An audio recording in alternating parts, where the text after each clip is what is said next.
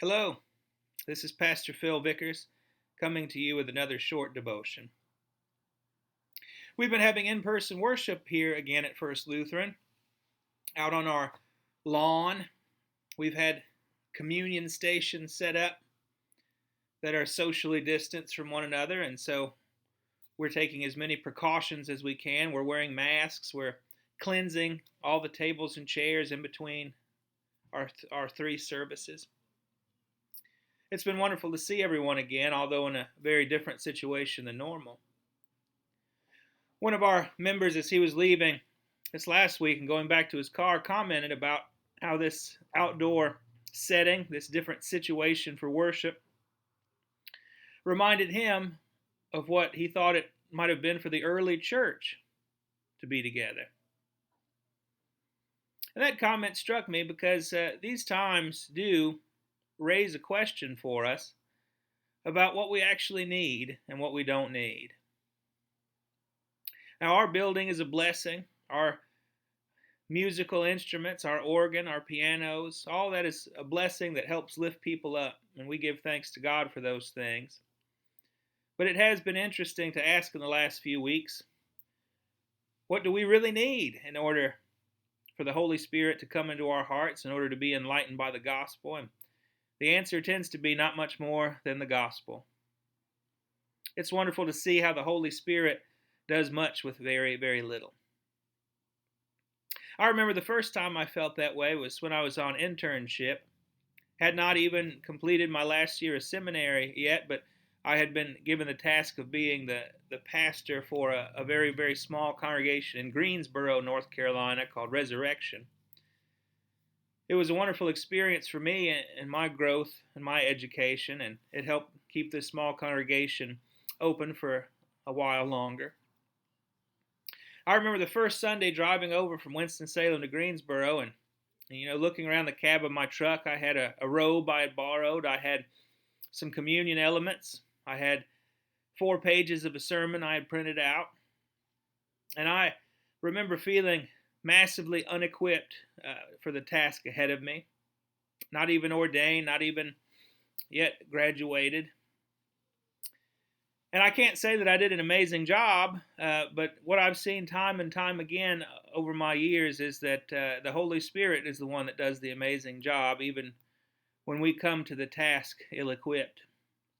I've seen church happen under the strangest of circumstances and with the least resources.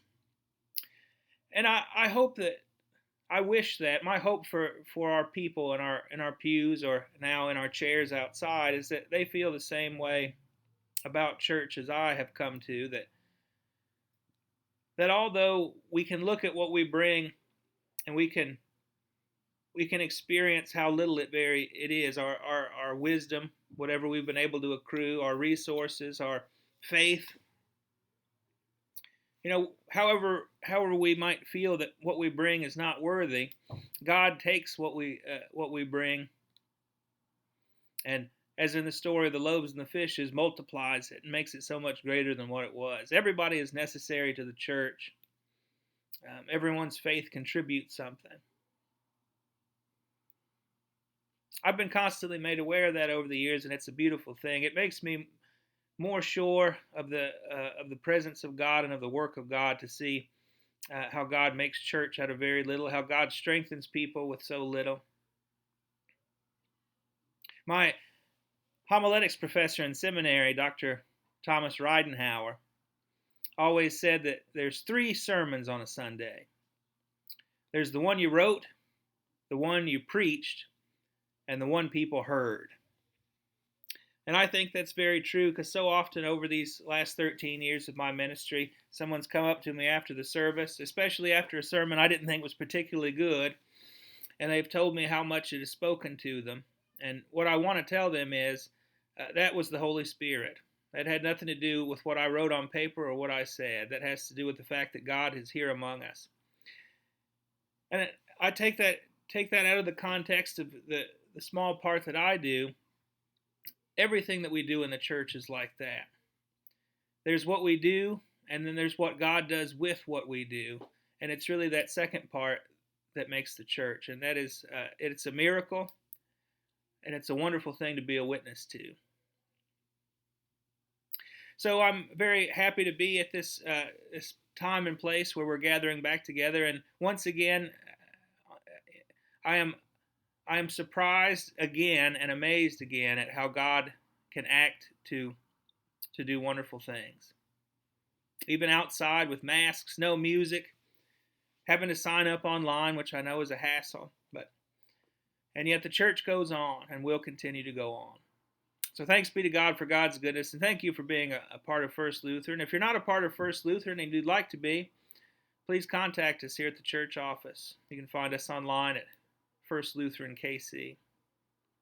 God be with you. We'll see you soon.